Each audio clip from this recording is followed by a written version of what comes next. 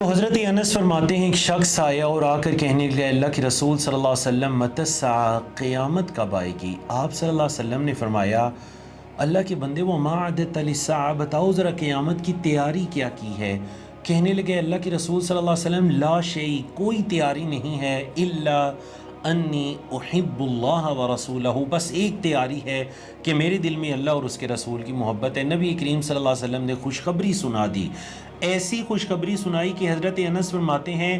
اسلام لانے کے بعد سب سے زیادہ خوشی ہمیں آپ صلی اللہ علیہ وسلم کا یہ فرمان سن کر ہوئی تھی کہ آپ نے یہ فرمایا المرء مع من احب،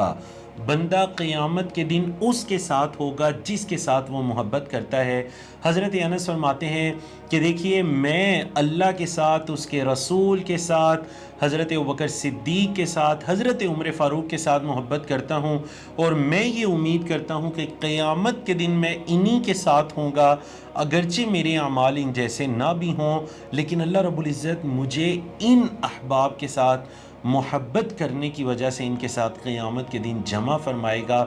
تو یاد رکھیے گا آپ کے دل میں جس کی محبت ہے، نبی کریم صلی اللہ علیہ وسلم کی اس کی حدیث کے مطابق قیامت کے دن اسی کے ساتھ آپ کا حشر ہوگا، اسی کے ساتھ آپ جمع ہوں گے۔ وہ جیسے ابن قیم رحمہ اللہ نے فرمایا نا کہ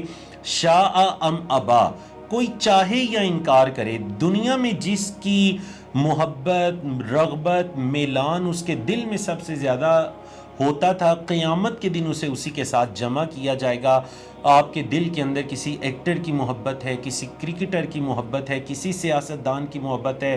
یا آپ کے دل کے اندر اللہ کے کسی نیک بندے کی محبت ہے، آپ کے دل کے اندر اللہ اور اس کے رسول کی محبت ہے، صحابہ کرام کی محبت ہے، اور نبی کریم صلی اللہ علیہ وسلم کے دیگر جو خاندان کے افراد ہیں ان کی محبت ہے، یا تابعین، تبع تابعین، ائمہ محدثین کی محبت ہے، یہ قیامت کے دن ہی پتہ چلے گا جب انسان کا حشر ان کے ساتھ ہوگا جن کے ساتھ وہ دنیا میں محبت کرتا تھا۔